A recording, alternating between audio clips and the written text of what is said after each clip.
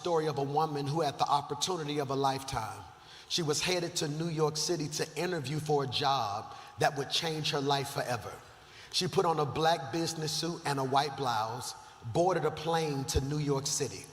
When she got to New York City, she got off the plane, sat into a limo, but she began to get so overwhelmed with the enormity of the opportunity that her nose began to bleed.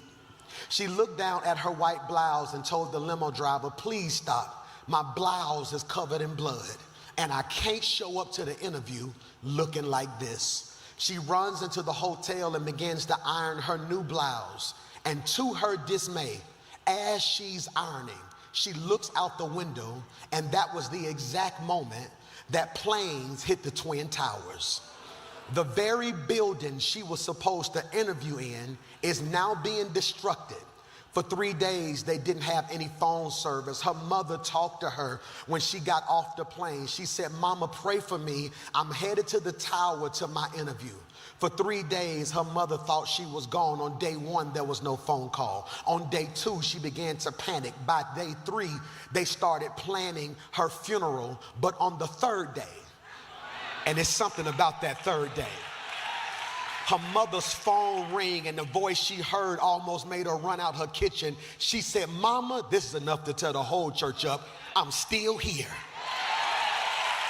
And mama did what 6 of y'all did right there, because after you look back over your life and think things over, 6 of y'all can testify to the reality that what the devil meant for evil, God preserved you.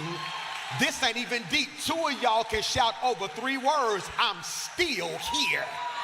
That the enemy tried his best to take me out, but as long as I got breath in my body, thank you, David, I will bless the Lord. Not just when I'm feeling good, but at all time. Mama began to get excited. She's shouting, she's yelling, "Cancel the funeral, cancel the arrangements." But then mama had a thought.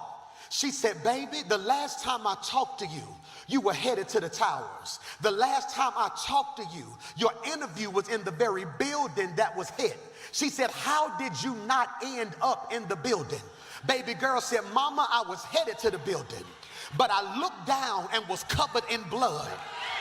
Had I not been covered in blood, I would have died that day." You ain't got to be deep. I know they don't preach like this no more, but I want to speak. Had it not been for the blood, 7 of y'all wouldn't even be sitting here right now.